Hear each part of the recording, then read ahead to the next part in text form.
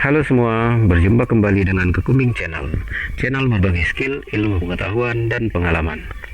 Dalam kesempatan ini, saya akan sharing tentang cara membuat pembukuan keuangan, atau biasa juga disebut dengan laporan keuangan, dan terkadang ada juga yang menyebutnya catatan keuangan di Microsoft Excel.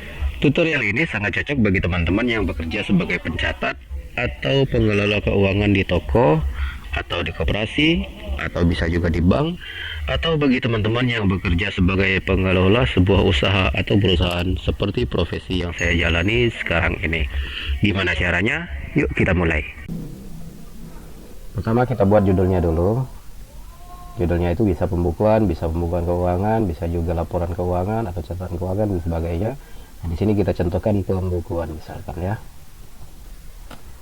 Kemudian nama instansinya, misalkan CP, semoga sukses ya. Kalau teman-teman koperasi, seandainya kerja di koperasi ya nama koperasinya, kalau toko nama tokonya dan sebagainya ya. Lalu di sini tahun 2020 misalkan.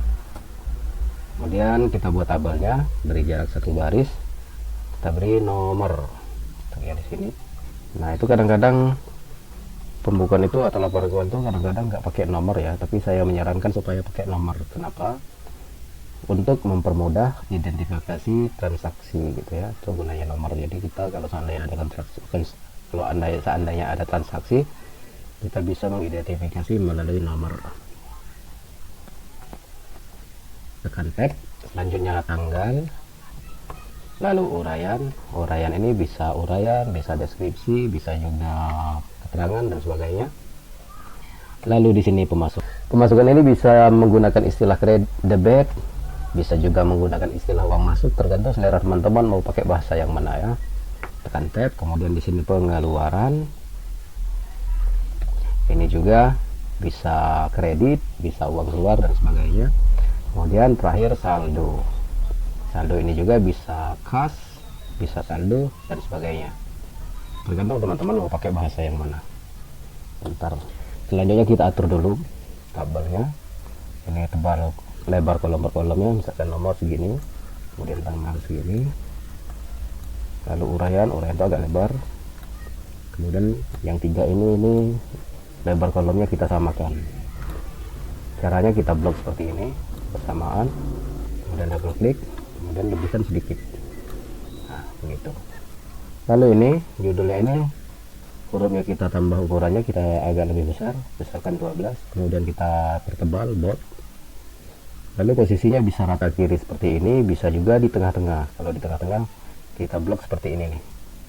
Nah, blok seperti ini, kemudian klik merge and center. Dan yang ini juga, ini langsung saja pakai format painter, klik format painter dan klik di sini, lalu klik lagi di sini.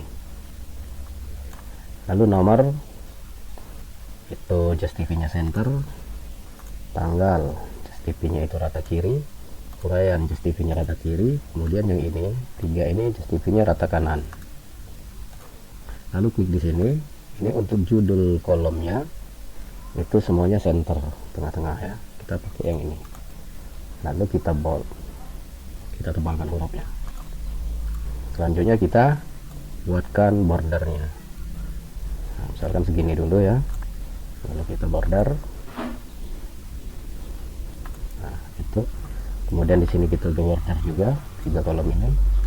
Dan di sini isikan total dari pemasukan ini. Jadi pakai rumus ini, kita pakai rumus autosum saja ya.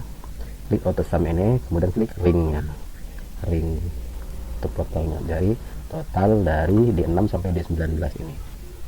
Enter. Kemudian di sini juga sum, total dari pengeluaran. Kita klik ringnya dari dari E6 sampai E19.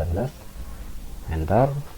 Kemudian saldo akhir sini itu sama dengan pemasukan dikurang pengeluaran. Enter. Dan ini kita pertebal, kita bold. Nah, kemudian di sini ini itu nanti kan jumlah uang semua ini yang dimasukkan ke sini nanti ya. Jadi teman-teman blok seperti ini. Nah begitu. Kemudian klik kanan, klik format cell. Nah, Di sini teman-teman bisa pilih accounting. Nah, ini decimal place, ini untuk simbol mata uangnya. Coba kita klik OK dulu. Nah, begitu ya. Jadi kalau kita pilih accounting, angka 0 atau angka yang kosong itu otomatis berubah jadi strip. Nah, di sini juga simbol mata uangnya itu boleh kita tampilkan, boleh juga tidak. Kalau tidak kita tampilkan, maka yang ini pakai non. Nah, ini ya. Oke. Gitu. Selain itu di sini juga boleh pakai number. Artinya kita tidak menggunakan format accounting. Klik kanan, format cell di sini. Nah, klik number. Kemudian di sini decimal place. Nah, decimal place ini itu 2 angka di belakang koma ya. Kita klik, sama seperti accounting tadi, itu decimal place-nya 2 angka di belakang koma juga. Nah, ini kita buat 2 angka di belakang koma, berarti di sini 2. Kemudian di sini use 1000 separator. Ini maksudnya itu pemisahan per 1000. Langsung kita OK. Nah, jadi kalau pakai number, dia di sini tetap 0 kalau dia kosong, bukan strip. Selanjutnya, nah ini kita agak kecilkan sedikit. Nah, begitu. Selanjutnya di sini kita freeze dulu ya. Ini klik di sini. Teman-teman bisa juga klik di sini, juga bisa juga klik di sini. Nah, di contoh ini kita klik di sini, kemudian klik freeze. Klik view, kemudian klik freeze. Nah, itu. Ini gunanya untuk apa? Ketika kita scroll di bawah, ke bawah, yang 4 baris teratas, 5 baris teratas ini tidak ikut terscroll, gitu ya. Contohnya begini nih. Nah, gitu ya. Lalu di sini kita blok dari nomor sampai saldo, kemudian klik data, kita klik filter. Filter ini nanti gunanya untuk memfilter. Misalnya di sini nanti misalnya ada pembelian ATK, ketika kita filter maka yang tampil di sini hanya pembelian ATK. Oke, selanjutnya kita mulai mengisi pembukuannya. Di sini nomor, misalkan 1, tekan tab. Kemudian tanggalnya itu misalkan 1 Januari 2020. 1 Januari 2020 itu cukup ketikan 1 garis miring 2020. Enter atau tekan tab. Nah, begitu. Ini kalau kita mau format seperti ini, 01012020. Tapi kita juga bisa memilih format tanggal yang lainnya. Caranya kita blok semua di sini. Kemudian klik kanan, klik format. Kemudian di sini pilih date. Nah, di sini kita bisa pilih format tanggal yang kita inginkan. Tuh ya. Misalkan di sini kita pilih yang format yang ini nih. Jadi dia lengkap hari, tanggal, bulan, tahun ditampilkan. Maka kita klik di sini. Kemudian klik OK. Nah, ini. Tuh ya. Enter. Uraiannya misalkan saldo akhir 2019 misal. Tekan tab, pemasukan itu artinya ada di pemasukan, misalkan 20 juta. Enter. Pengeluaran tuh kosong, kemudian terakhir yang sini saldo. Saldo itu adalah jumlah total pemasukan dikurangi jumlah total pengeluaran, itu saldo. Nah, saya ulangi sekali lagi, saldo sama dengan jumlah total pemasukan dikurangi jumlah total pengeluaran, sama dengan saldo. Jadi kita bisa buatkan rumus di sini ya. Sama dengan jumlah total pemasukan itu artinya sum buka kurung D dolar 6.2 D6, itu ya. Kemudian tutup kurung dikurangi sum dikurangi total pengeluaran, sum buka kurung E dolar 6.2 E6. Nah, gitu ya. Jadi kalau kita nggak mau ketik bisa langsung diketik di sini ya. Nih. Nah, E6 itu tutup kurung, enter. Nah, begitu ya. Jadi saya ulangi sekali lagi, nih rumusnya ini ya. Sum D dolar 6 D6 artinya jumlah total pemasukan sini ya, pemasukan dikurangi jumlah total pengeluaran, sama dengan saldo. Nah, selanjutnya Ini coba kita lanjutkan dulu pengisian transaksinya. Misalkan nomor 2, ini langsung saja isikan tanggal ya, nggak usah ngetikkan hari lagi. Misalnya tanggal 3 garis miring 1 garis miring 2020. Nah, maka dia akan otomatis berubah jadi Jumat 3 Januari 2020. Di sini misalkan triplek, jadi cukup ketik triplek aja ya, nggak usah ketik pembelian triplek, karena kalau dia udah di pengeluaran itu berarti otomatis pembelian triplek. Kemudian tekan tab, kemudian pemasukannya kosong, pengeluarannya diisi misalkan 1.500.000, enter. Nah di sini itu kita maunya ketika kita mengisikan di pemasukan atau kita isi di pengeluaran, di sini secara otomatis akan keluar hasil atau saldonya tanpa kita harus mengisikan rumus lagi atau tanpa harus kita membuat operasi selanjutnya. Untuk membuat supaya otomatis seperti itu, di rumus yang tadi di 20 ini, di 20 juta ini, di formula yang pertama tadi, kita tambahkan lagi formulanya. Jadi setelah sama dengan ini kita tambahkan, klik ya di sini ya, setelah sama dengan ini, ketikkan if kurung buka or kurung buka lagi, kemudian D6 tanda lebih kecil lebih besar, kemudian tanda kutip 2 kali, kemudian titik koma, E6 tanda lebih kecil lebih besar, tanda kutip 2 kali, kemudian tutup kurung, kemudian titik koma. Lalu kita pindah geser ke ujung, ke paling ujung di sini. Nah di situ kita ketikkan titik koma, tanda kutip 2 kali, tanda kurung, tutup kurung, enter. Nah, begitu. Selanjutnya kita copy ke bawah rumusnya. Jadi kita klik di sini, kemudian tempelkan kursornya di sudut kanan bawah ini sampai berubah menjadi tanda plus, klik, kemudian drag, tarik ke bawah. Nah begitu. Jadi ketika kita mengisi di sini, memasukkan jumlah uang di sini, misalkan 3 juta.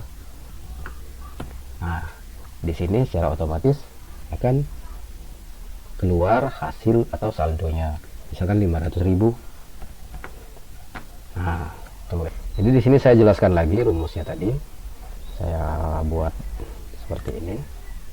Nah, ini rumusnya seperti ini ya. Saya jelaskan dulu supaya lebih jelas. Saya jelaskan sekali lagi. Formula yang berwarna biru itu digunakan untuk formula otomatis pada baris selanjutnya atau daerah sini nih ya. Jadi ketika kita mengisi pemasukan atau pengeluaran, di sini akan otomatis keluar saldonya. Itu rumus yang warna biru. Jadi sebetulnya di sini tuh ada 2 rumus ya yang digabung menjadi satu. Sedangkan rumus yang warna coklat atau formula yang warna coklat ini itu untuk jumlah saldonya. Itu. Nah di sini saya bacakan if, jika, or, atau ya, D60 E60 maka saldo juga kosong. Itu maksudnya if, jika, or, atau D60 di sini kosong, lalu E60 maka saldo juga kosong. Nah, begitu. Jadi seandainya saldo ini kita ganti jadi 0, maka di sini juga akan otomatis 0. Misalkan seperti ini nih. 0, enter. Maka di sini misalkan ini kita ganti jadi 0 nih. 0, enter. Maka yang di sini juga 0. Nah, begitu. Makanya di sini kita buat jadi tanda kutip 2 kali supaya dia kosong.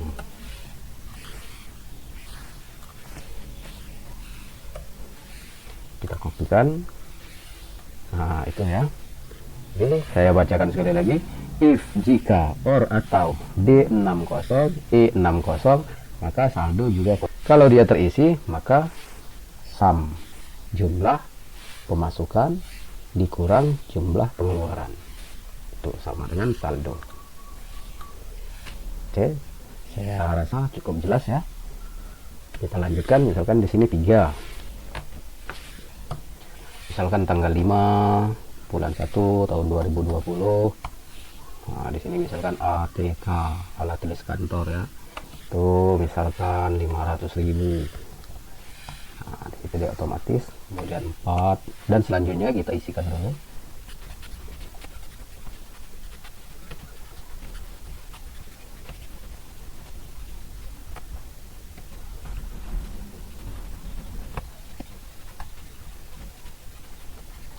Nah, teman-teman, ketika mengisi atau membuat pembukaan seperti ini, di sini kan saya sisakan 2 baris terakhir.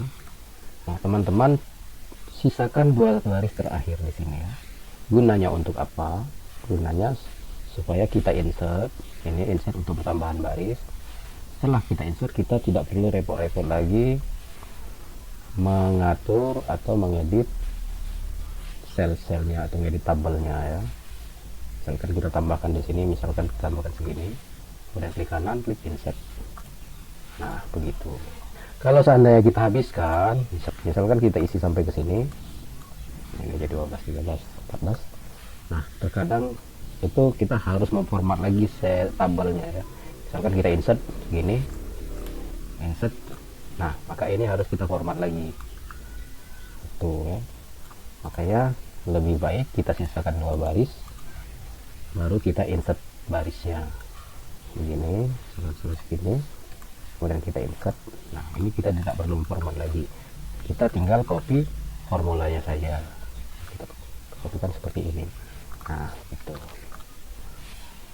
Oke teman-teman Grooming Channel, demikianlah tutorial cara membuat pembukuan di Microsoft Excel. Semoga cukup jelas, semoga bermanfaat, semoga membantu pekerjaan teman-teman. Bila ada yang mau bertanya, silahkan tinggalkan atau tanyakan di kolom komentar. Terima kasih. Wassalamualaikum warahmatullahi wabarakatuh.